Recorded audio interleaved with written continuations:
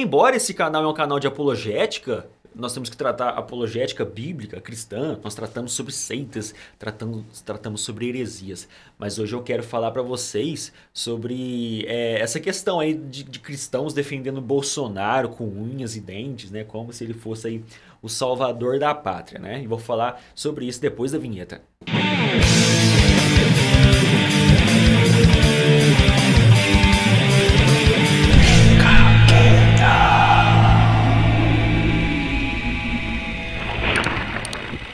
O que tem acontecido é que em 2018 tantas pessoas estão defendendo Bolsonaro, né, esse candidato aí, como se ele fosse o salvador da pátria, né?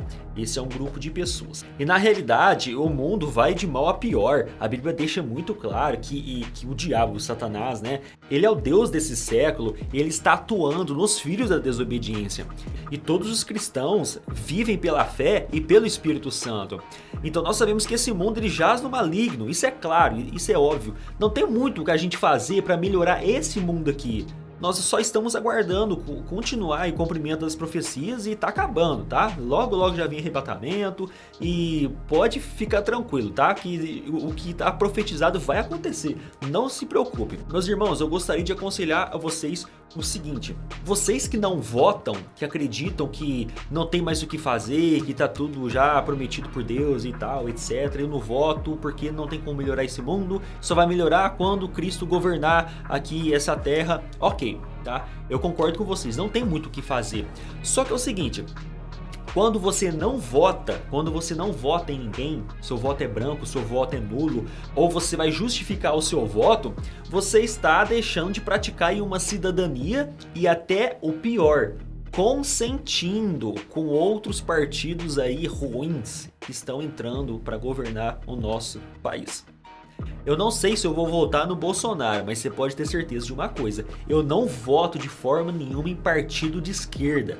Partido que defende o homossexualismo, defende essa escolarização aí, mostrando cartilhas aí homossexuais, coisas de sexo dentro da escola. Pô, na minha época eu estudava aqui na escola aqui perto aqui do meu bairro, uma escola estadual, uma escola de pessoas pobres, né, pessoas de bairro. Mas, meu, os jovens e as jovens, né, iriam lá beijar, se agarrar, chegava as inspetoras e separava, não deixava ficar beijando menino com menina. Mas hoje tem homossexual beijando no pátio da escola, na frente de todo mundo, beijando dentro da classe, ou até fugindo lá pro banheiro para praticar sexo. Que é isso? E quando começou isso? Começou isso no governo, principalmente no governo do PT. Que é um governo, uma mistura de bandidagem com esquerdismo. Meu, na boa, eu não fico defendendo o partido porque eu tenho certeza que quando o partido chegar lá, alguém do partido vai roubar, vai corromper, porque todos os homens são corruptíveis. Se o homem não é salvo, ele vai se corromper. E se o homem é salvo e ele vive no meio ali de lobos, ele vai se corromper, ele vai pecar, porque o homem é falho. É por isso que eu não defendo Bolsonaro ou os outros lá que eu nem sei o nome. Eu tô falando sobre o Bolsonaro porque é o que a cristandade em geral está defendendo como se ele fosse o salvador da pátria. Ciro, o senhor é um dos fundadores do Foro de São Paulo. O senhor pode falar aqui para a população brasileira, para a nação brasileira, sobre o Plano Ursal. O Plano Ursal, União da República Socialista Latino-Americana. Tem algo a dizer para a nação brasileira?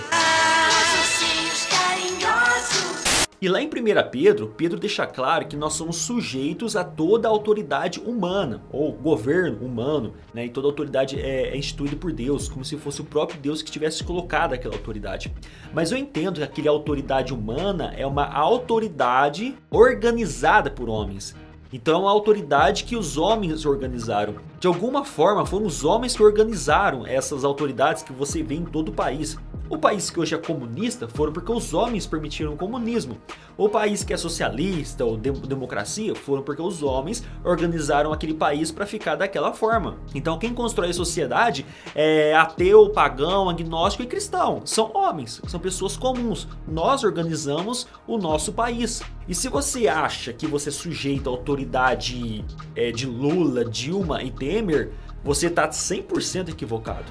A nossa autoridade humana, a nossa maior autoridade aqui na Terra, no Brasil, é claro, se chama Constituição. A nossa maior autoridade não é um homem, não é uma mulher, é papel, é letra, é textos. São códigos lá, civis e tal, e moral e etc.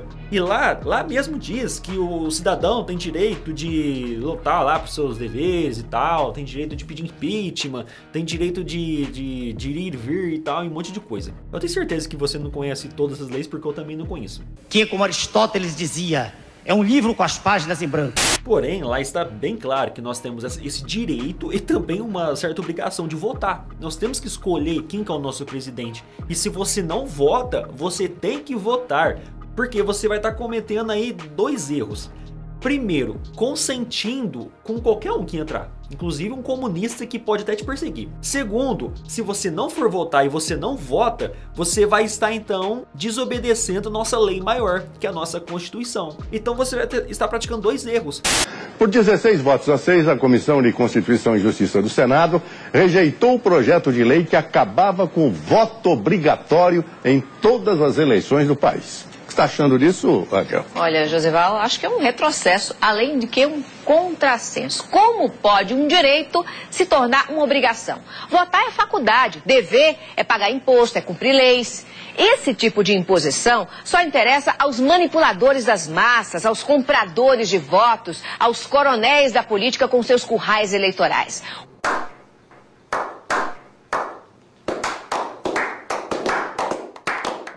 Então você vai estar praticando 2 erros, consentindo com o mal e deixando de praticar aquilo que é bom. Então você, meu querido, tem que votar. E outra coisa, como eu disse, por favor, não vote em partido comunista. Não vote em nenhum partido que pende pro lado comunista, esquerdista, socialista. Por favor, não vote nesses partidos, porque aquilo é ruim até para eles. Só é bom para quem governa. Para quem não governa, as pessoas passam fome, passam necessidade. Você tá vendo aí o caso da Venezuela, entre tantos países passando dificuldades por causa desse tipo de governo. Então, você vota nem se for só para tirar esses ruins, para ir contra o mal. Ué, Rafael, mas se eu tô indo contra o mal, então quer dizer que os radicais e direitas, sei lá, centro-direita e tudo mais são bons? Não, não são bons. O Bolsonaro não é um cara bom e os outros também não é um cara bom. Por quê? Porque Romanos 3 diz que não há um justo, não há nenhum sequer, não há quem entenda, não há quem busque a Deus. Todos se extraviaram, a uma se fizeram inúteis. Não há quem busque a Deus. Não há um só, não há um bom, não há um justo, não há nenhum sequer. Então a Bíblia deixa claro, leia Romanos capítulo 3, o homem comum, ele é sujeito a pecado, não tem jeito. E vou te dizer mais, mesmo que entra um crente lá e queira colocar o regime teocrático... Glória a Deus. E eu quero deixar uma mensagem aqui para os ateus. Vamos levar a nação a clamar ao Senhor. Ainda não vai funcionar, porque o homem ele é corruptível. A não ser que Deus manifeste aqui na terra novamente, ponha profetas e muda completamente a coisa, mas isso não vai acontecer. Isso não está profetizado na Bíblia. Nós estamos com governos humanos, corruptíveis. Estamos aí, ó, partindo para o fim dos tempos mesmo, né? Leia Mateus capítulo 24 que você vai entender do que eu estou falando. Então uma parte acha que Bolsonaro é salvador da pátria, mas entenda uma coisa, a maior parte dos cristãos que eu tenho conversado, a grande maioria vai votar no Bolsonaro, não é porque ele é um cara bom, não é porque ele é um cara que vai trazer o cristianismo como religião oficial do Brasil, não é isso. Vai votar nele porque ele é justamente contra todo esse tipo de comunismo, esquerdismo, homossexualismo forçado aí para as crianças e toda essa bandidagem e essa corrupção no governo. Então, para arrancar essa corrupção do governo, precisa de alguém que não está dentro desse governo corrompido. E os únicos que não estão é o Bolsonaro, mais outros 2 que não fazem parte dessa corrupção. E eu acredito serem os melhores candidatos para você votar. Se você é crente, você tem que prezar aquilo que é bom para todo mundo, inclusive para ateu, agnóstico, esquerdista, homossexual. Você tem que pensar em todos. E o melhor para isso é arrancar esse comunismo do nosso Brasil. Comunismo, isso é satânico. Eles são anticristo. Eles não querem saber de Bíblia, eles não querem saber de Deus. O cristão que diz ser cristão, que defende o comunismo, esse cara, de alguma forma, ele deve estar recebendo alguma coisa do governo. Porque não faz sentido uma pessoa que diz ser cristã defender comunismo. Pouca coisa, mas não deixar o Estatuto de Armamento como está aí, que de forma irresponsável e premeditada desarmou o cidadão de bem e deixou a bandidada com um fuzil.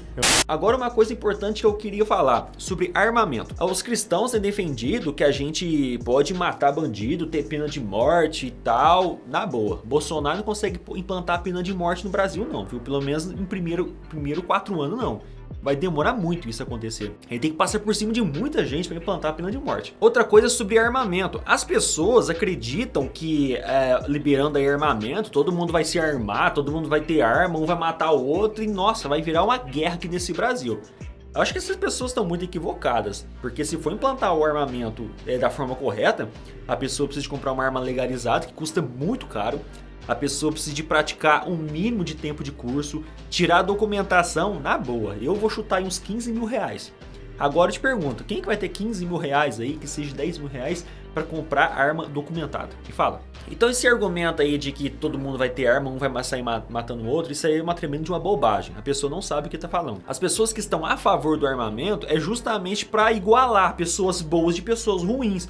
Porque a bandidagem tem mais arma do que a própria polícia. A bandidagem tem canhão, fuzil, bazuca, só falta tanque de guerra. Agora as pessoas de bem não tem nada. As pessoas de bem estão sendo mortas na rua aí. Ah, mas teve uma briga lá e o cara saiu armado e matou o outro. Prende o cara. E a pessoa que morreu, posso fazer nada. O cara que matou o bandido é perturbado, é doido, não é assim. Primeiro, se tiver uma arma e sair uma briga e eu sair atirando, na boa. Eu não fiz um curso, não tive treinamento, não tive nada. As pessoas treinadas não fazem isso. Se der um 38 na cinta de cada um, acaba todos os problemas. Não, gente. É lógico que você diminui o problema. Um 38 na cinta resolveu. Todo vagabundo tá armado. Mas você acha só tá que faltando o cidadão de bem, tá armado, mas ninguém. E um testemunho que eu vou te contar agora.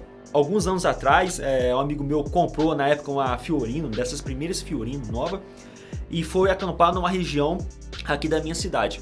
Naquele local ali, haviam pessoas que tinham fugido da cadeia e foram naquele local de acampamento. E ele não sabia, mas quem ia acampar lá era morto, era estuprado, roubava tudo deles, fazia barbaridade com as pessoas que estavam lá. Então aquele local ninguém estava indo mais. Então esse meu amigo não sabia disso. Um casal tinha ido para a cidade e ficou outro casal lá no meio do mato, sozinho. E de repente juntou aquele monte de gente em volta, não perto deles, um pouco afastado, mas ele viu os pezinhos e as cabecinhas andando no meio do mato. Esse meu amigo, ele estava com uma arma e com essa arma ele segurou aqui e ficou olhando aquelas pessoas. Ele ficou horas e horas com aquela arma olhando para todos os lados. Depois de algumas horas, o casal que tinha saído chegou e ele disse: vai, arruma todo o acampamento que a gente vai embora. E nem deu tempo de organizar nada. Já enfiou tudo na Fiorino.